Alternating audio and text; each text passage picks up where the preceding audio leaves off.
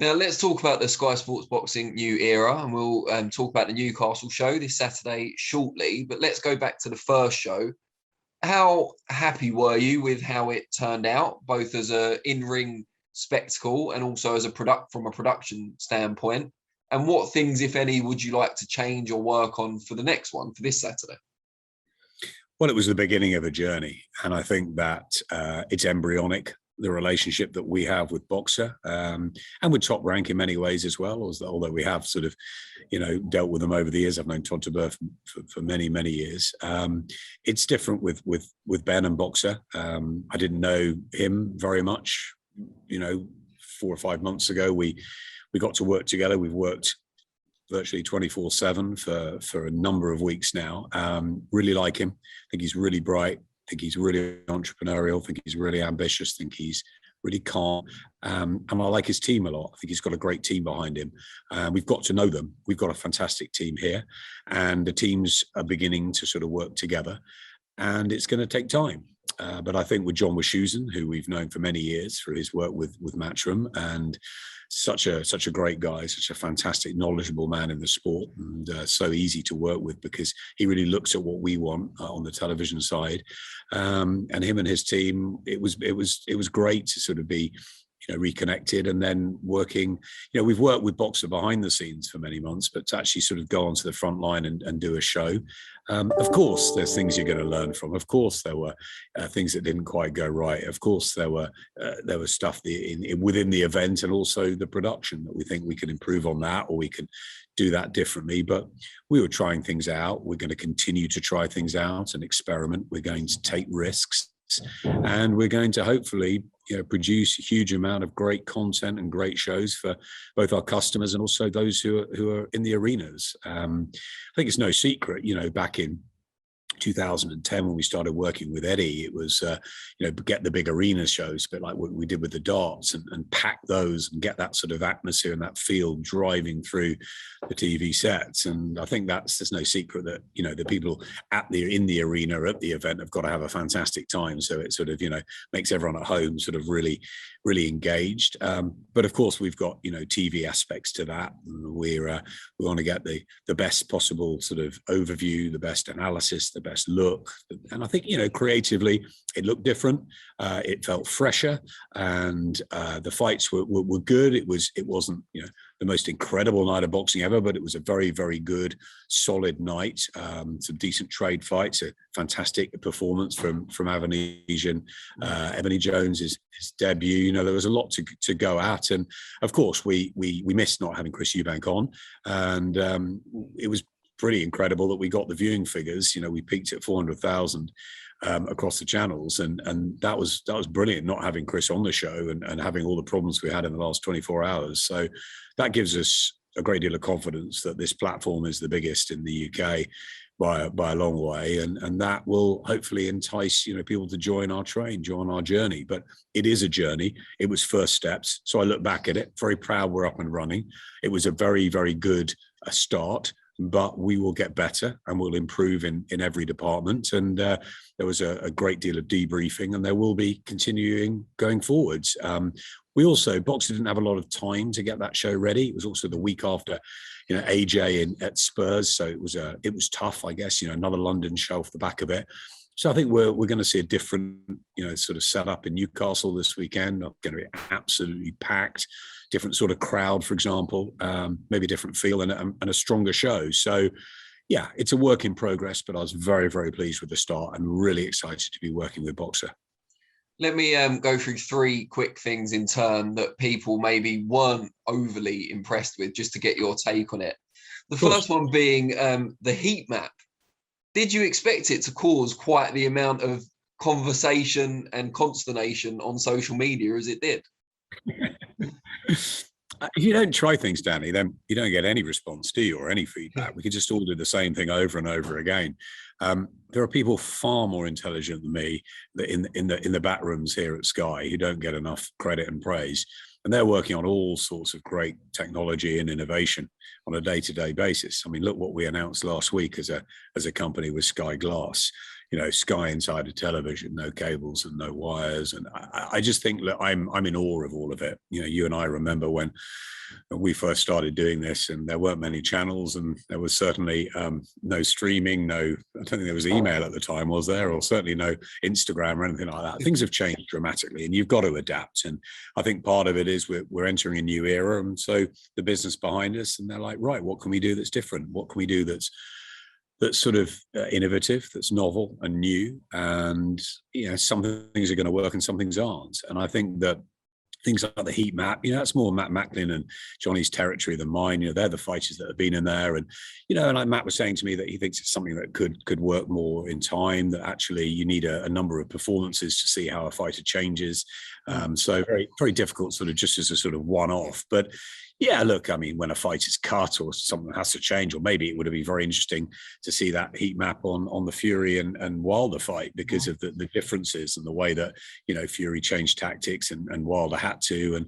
But look, it's one of those that it may or may not work going forward, but we're going to try that out. I like the trainer cam, for example. I think there's a great deal of other technical gadgets that are being worked on, and some really interesting things that are going to come your way in the next few weeks and months. But as I say, it's for people to try things out, and we'll just see what works and doesn't work. And of course, we'll take feedback from fans and from people like yourself, and we'll hopefully give a better experience. It's all about getting closer to the sport. I mean, we were very lucky. We get right by the ring. We get more access, better access to our sportsmen and women than any other sport, probably, because they love to tell a story. So in many ways, we're up on that. But as you know, it's a difficult sport politically at times, and ever changing. And what we can do just to sort of bring it closer. It's one of my bugbears, for example, that you can't hear the corner sound all the time, because you've got the music at the hall, and you're trying to hear the sound. And so for TV and audio and a crowd, it's very difficult, because you want to be entertained in the crowd, but on the television you want to hear what the trainers are saying, especially if a fight is swinging one way than the other. So we're trying everything, and of course we've got to adhere to the board. Ultimately it's getting things past the British board. We've got to work in conjunction with them and make sure that that they're happy with everything, and they've got their rules and regulations to keep boxing as safe as possible. So it's a work in progress, that's what I'd say, and we're going to keep trying different things, and some will work and some won't, but everything we do is to try and be for the good of the customers, as ever. So another thing that caused a bit of debate was the role of Johnny, who you mentioned just then. He's like kind of a roving reporter type thing talking to the trainers in the changing rooms and so on. Will that role evolve, or is that what he's going to be doing going forward? Johnny's very talented. He's been at Sky for many, many years. We know, and what we love about Johnny is his personality and his charisma, and the fact that he can adapt to any young fighter or any experienced fighter, because he's been through it all. He was laughed at, joked about. He was sent into exile for 4.5 years. But yet he stuck with one trainer, and he managed to become the world cruiserweight champion and reigned for 7.5 years. So as a fighter, he saw it all. But he just saw it all. He went off on trips around the world, basically virtually on his own. And I think that that's what Johnny's great strength is, that he can adapt and he can really see fighters at different levels and what they're going through. So I think the idea is that Johnny can get closer to fighters than the many of us. So, I don't see him as a reporter. I think it's more a sort of, I want to hear some nuggets, from him, and what he can get out of fighters, maybe before, during, after. Closer again, bring us closer to what they're saying. I liked it when he went to see Richard Riakporhe sort of backstage afterwards. And, you can say one thing in the emotion of a post-fight interview, Andy Scott does that at ringside, but then a few minutes later, when you actually thought about it, maybe look back at a couple of things, talk to the trainer, what are you then thinking? Are you disappointed? Are you happy? And then former world cruiserweight champion comes in to talk to you. It's probably quite a big thing for them, and I think that's the idea, to bring him closer and to get him involved in with fighters again, in gyms, around, backstage, in and amongst it, at ringside. And of course, he's got his opinions and his analysis as well. So I think it's utilizing our talent in different ways and for their strengths. And Johnny has many of them. Now, the last one, and this isn't a criticism, the show was broadcast on Sky Sports Showcase, or Sky Showcase rather, as well. Will that be the same going forward for all the boxing shows? Because obviously it increases the audience, which is a good thing. I think that we're making a big splash here. You know, we are saying not only are we staying in boxing, but we're staying in boxing in a big way. I think when Matchroom left and went to DAZN, and we were left with no fighters, so to speak.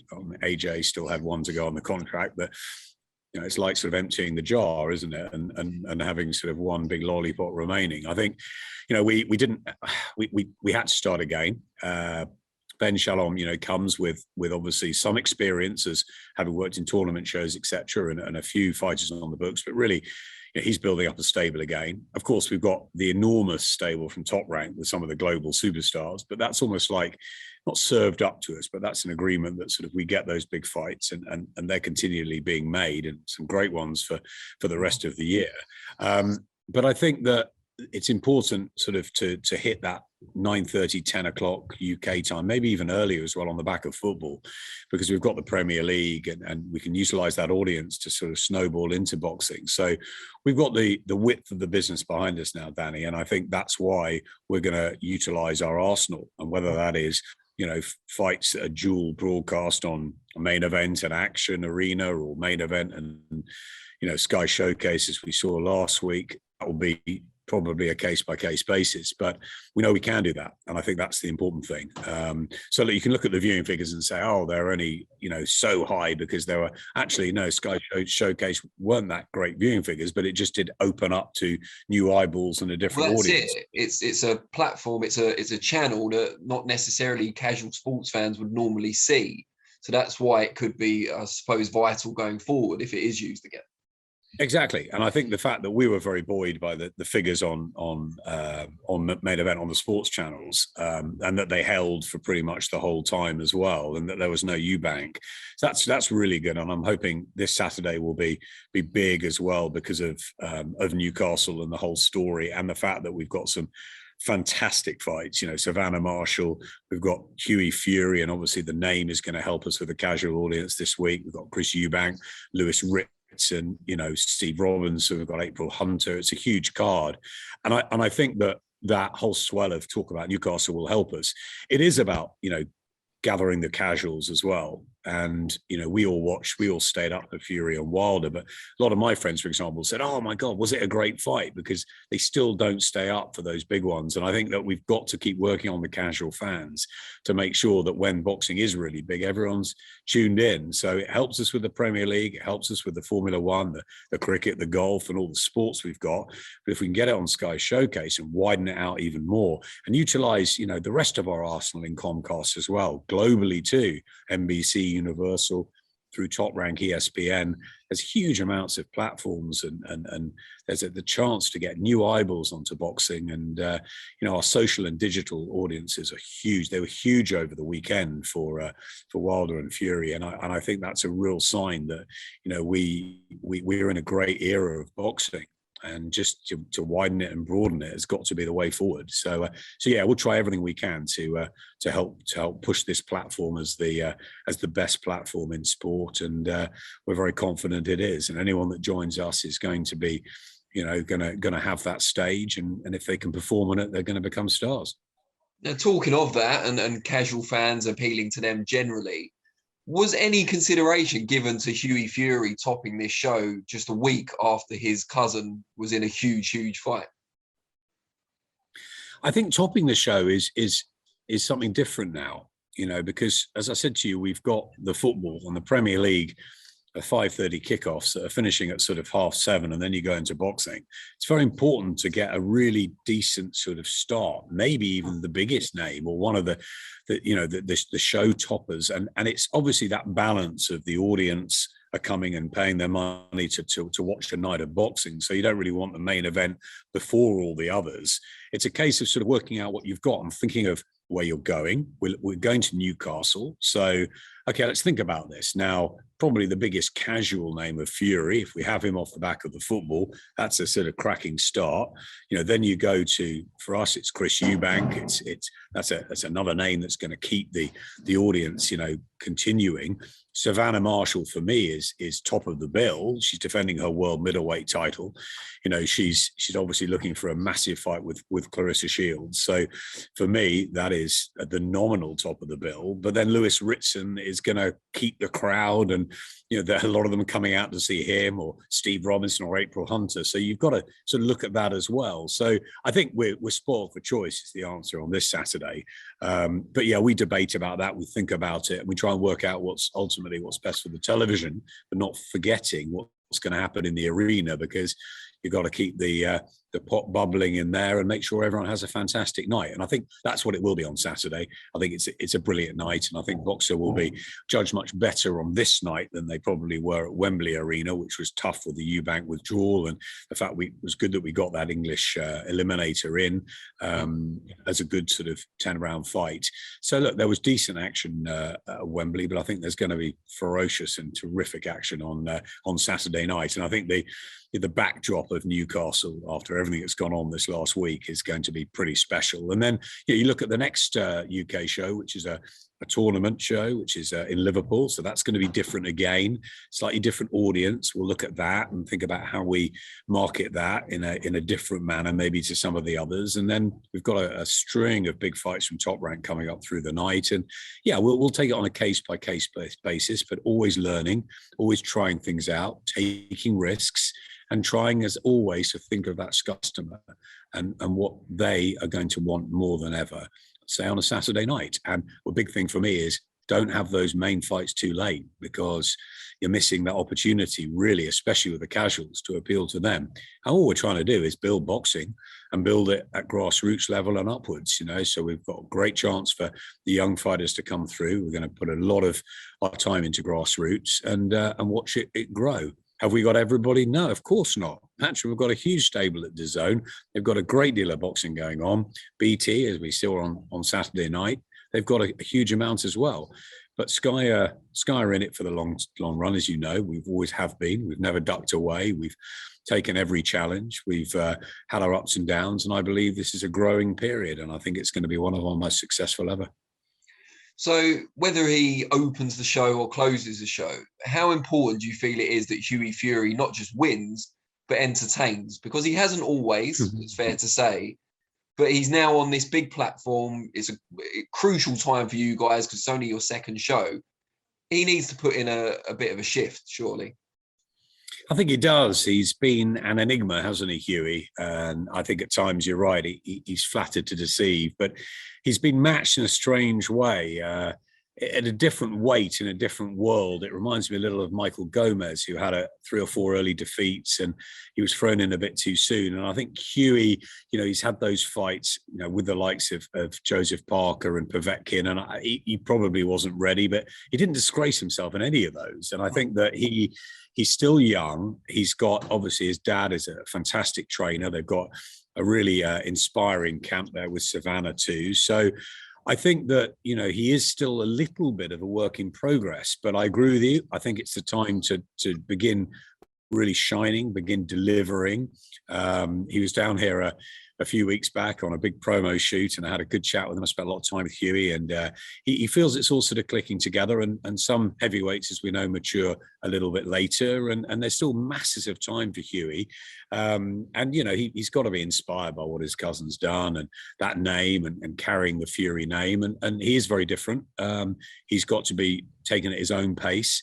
But he's got a decent test on Saturday night in Christian Hammer, who's been around the block, as we know. And that's the sort of fight he needs at this moment. What I'd like to see with Hughie is him keeping busy. I'd like to see some real momentum with Hughie. We don't want it to be stop-start. We don't want to sort of not have him for 8-9 months again. I think he wants to keep busy. I think Peter wants to keep him busy. So I'm going to be trying to work on that with Ben and making sure that he gets out regularly. But let's just start with Saturday night. Let's hope he gets a big audience. And then, as I said, we provide the platform. platform, Danny, and it's up to the fighters to perform on it. And we're not going to say, look, if you perform badly and that's the end of it. Of course not. No, but not at all. We've got select fighters on Sky at the moment because we're building something, and we're certainly going to stick with them, and we're going to work on them. Was Richard Riakporhe unbelievable a couple of weeks ago? No, he gave himself a 5 out of 10. It was a shedding rust exercise. It was different for him. He said he felt amazing going into it from training, but it's different under the lights. A lot of pressure, a lot of expectation as being one of the sort of first sort of would-be stars of the new era, but he got the job done, he did it, and he moves on, and he comes back in a few weeks' time. Momentum, keep busy, keep telling the story, get in front of cameras, and be relevant. And I think that's what we want with all our fighters. So I'm looking forward to a really exciting time with Hughie Fury. He hasn't really excited us a lot in the past, as we know, but he's a serious heavyweight. He's talented, and he's got a chance, and he's still young. So let's give him that chance. Now, another fighter who has no problem telling a story or staying relevant is Chris Eubank Jr., of course, who will make his Sky appearance 2 weeks later than planned, but I'm sure he'll be eager to get in there. You told me last time we spoke you were about to sit down for lunch with Todd DeBerth at Top Rank, and that Eubank Jr.'s future opposition may come up in conversation. So I guess the question is, did it? And what are the future options potentially for Eubank? Many names came up in conversation with Todd DeBerth, who's an enigmatic character. I like him very much, and he's driving Top Rank forward. And obviously, on the back of the weekend, shame Tyson Fury is not part of our deal. He's with BT, but we watch him from afar. And listen, I spent a lot of time with Todd the other week and was messaging him back and forth ahead of last weekend, and very excited about getting going with huge amounts of stuff. Shakur Stevenson and Herring. We've got Michaela Meyer coming up, and of course, Vasyl Lomachenko and Crawford Porter. There's many others this year. So very, very excited about that. Yes, we do talk about, and so does Ben and Todd, they talk about how the boxers can get their opportunities against some of the top ranked stable. Look, I think the big thing for Chris is he needs to get back in the ring. He's been through a very, very difficult time personally for the family, a terrible time. Sebastian, what a lovely man, and just a horrendous story. And of course, the most important thing is the fighters and their families. And I feel very strongly that the best thing that Chris can do now is what he needs to do, and he needs to fight. He wants to fight. That's his wish. He really wanted to fight 2 weeks ago. We didn't feel it was right, and he didn't. And I think that was the right decision. But it is also the right decision to bring him back very quickly.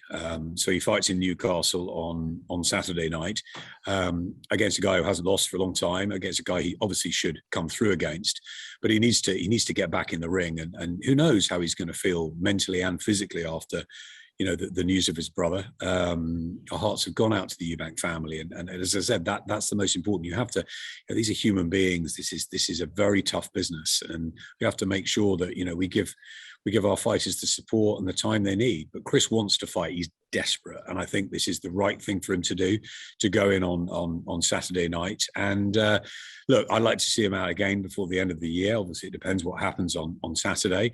And I'd like to, develop him into a huge fight. And whatever way we go, Gennady Golovkin's been talked about. I think that's a huge fight. There's many others in and amongst the middleweight division, and of course, and Top Rank being our partners can play a big part in that. But let's get Chris back up and running. I think that's the most important thing, and let's let him get some momentum again. Let him close out what's been a terribly difficult personal year for him, and then hopefully, I think in 2022 he's going to fight in some really, really big fights, and we can't wait for that. But again, I want to show him to the Sky audiences. I want to make sure that he's a big name. People from the casual world see him as well. So. It's no secret what we do at Sky. We open our platform up and we try and build stars, and that's exactly what we're going to do with Chris Eubank, and that's exactly what we're going to do with Josh Taylor. He's an absolute superstar in the boxing world, one of the pound for pound kings, but not in the casual world, not in the big sporting world yet. That's something he's aware of. That's something we're aware of. We had the same thing with Carl Froch a few years ago when he came back, and he said to me, he said, "Adam, I'm going to go on pay-per-view. I'm going to be a massive superstar on Sky. I already am. I said, you're not a superstar. I said, you're the best fighter in Britain at the time. I said, you've gone and done so well in the World Super Series. You're beating the likes of Kessler and all of that. But people don't know you down the street. He said, don't be ridiculous. They all know me. I said, they don't, Carl. They don't know who you are. In boxing, we know you. It's a small world. Let's get you on Sky Sports. Let's build you on Sky Sports. Let's build a big audience for you. We did that. The Bute fight was crucial. As I said, the fighters have got to perform on the platform. That's what Carl did. He then eventually went into Sky Sports box office fights, and the rest is history. He had a phenomenal career, and the back end was particularly, super for him. So that's what we'd like to do with Chris Eubank Jr. That's like what we'd like to do with Josh Taylor and many of the others.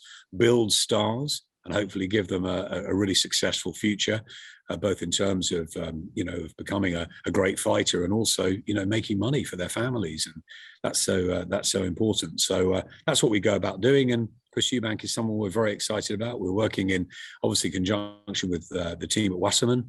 That's great. There's a co-promotional deal for Chris with Boxer, and we'll work together towards the best for Chris Eubank. He's very excited about being on Sky.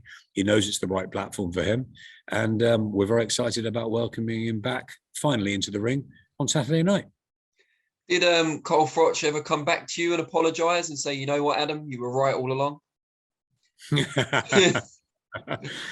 That's a good question. I'm not sure he ever really apologized. No, I think I think he was very grateful for a bit of advice, maybe at that time. And listen, later on, he can look back and we can all smile about it. And Eddie deserves a lot of credit for what he did with Carl Froch, obviously, and Mick Hennessy before him. So there's many other people that were involved, not just me. But I did think when he came and said he was already a superstar, I had to sort of remind him that, yes, and on Boxing News and Boxing Monthly terms, absolutely he is, but not sort of, if you call up all my mates or so-and-so's mates or whoever, people down the street, they're not going to know you. So they did by the end, didn't they? 80,000 people at Wembley knew him. But no, Carl, listen, Carl's... 80,000, was it? Oh, right. Carl and I are very close, and we went through a lot together. And I think, look, he was great in that he fought everybody, and he had that attitude. And that's what I like about AJ. AJ's getting a lot of stick and a lot of tough times at the moment after that loss to Alexander Usyk. And to bring it full circle, Danny, Tyson Fury